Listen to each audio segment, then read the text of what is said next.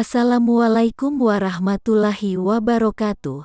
Sobat perjalanan Islam, semoga kita selalu diberikan keberkahan oleh Allah Subhanahu wa Ta'ala.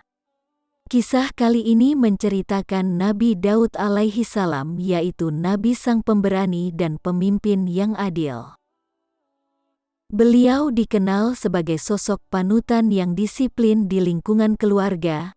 Nabi Daud alaihi salam membagi waktunya dalam 4 bagian.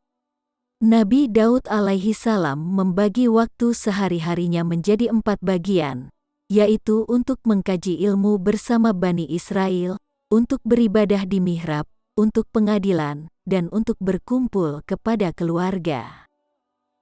Nabi Daud alaihi salam berasal dari garis keturunan Nabi juga, yaitu Nabi Ibrahim alaihi salam.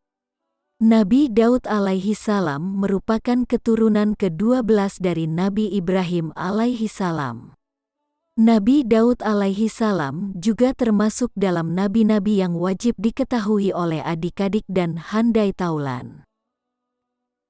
Nabi Daud alaihi salam dilahirkan dari rahim Siti Sarah, istri Nabi Ibrahim alaihi salam. Nabi Daud alaihi salam dengan begitu masih dari keturunan Nabi Ishak juga.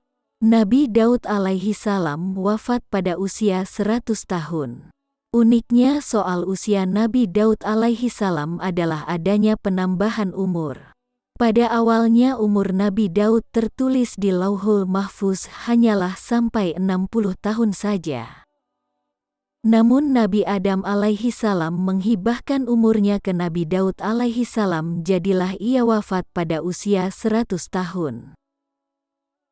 Dalam berbagai literatur tentang kisah Nabi Daud alaihi salam mengisahkan keberanian seorang remaja di medan perang.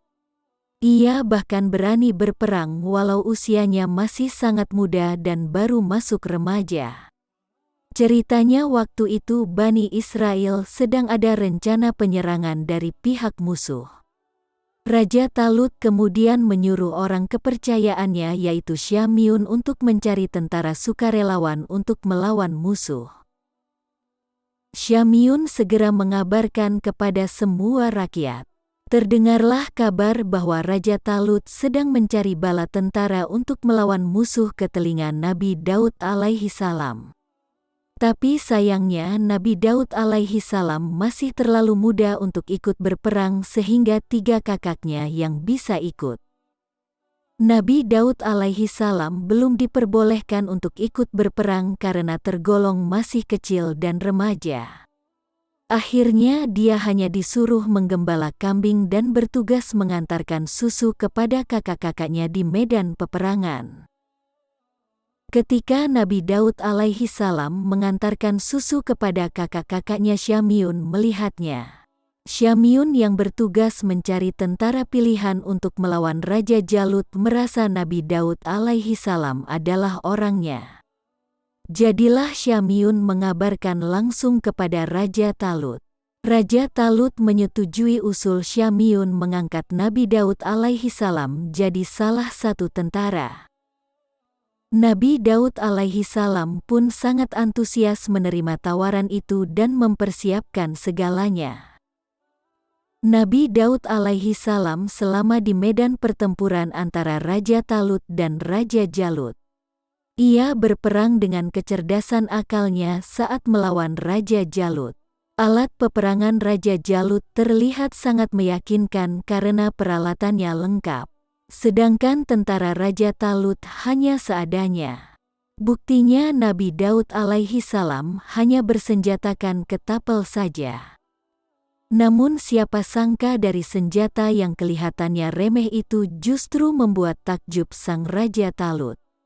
Apalagi ketika harus adu duel dengan Raja Jalut yang punya postur tubuh tinggi besar dan ditakuti oleh lawannya. Nabi Daud alaihi salam membuktikan dengan izin Allah SWT mampu merubuhkan Raja Jalut yang ditakuti itu. Ketika itu Raja Jalut sedang melawan Raja Talut yang secara kemampuan bertarung jauh dari level dirinya. Akhirnya pertarungan terjadi tidak secara seimbang karena Raja Talut hampir saja terbunuh.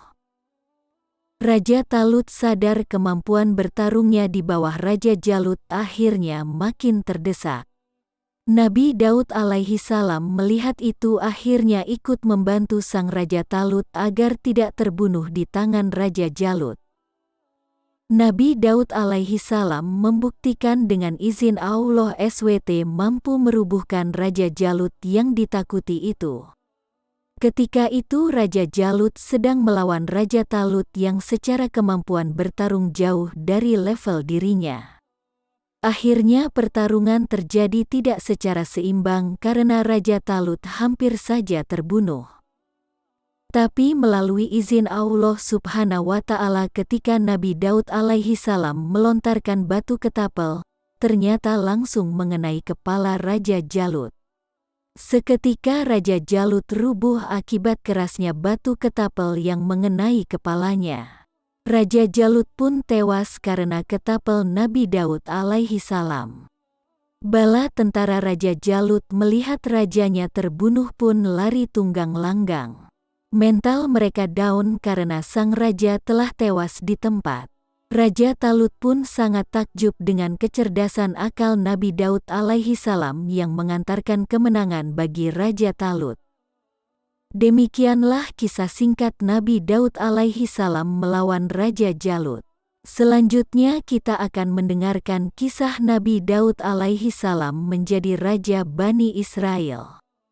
Waalaikumsalam warahmatullahi wabarakatuh.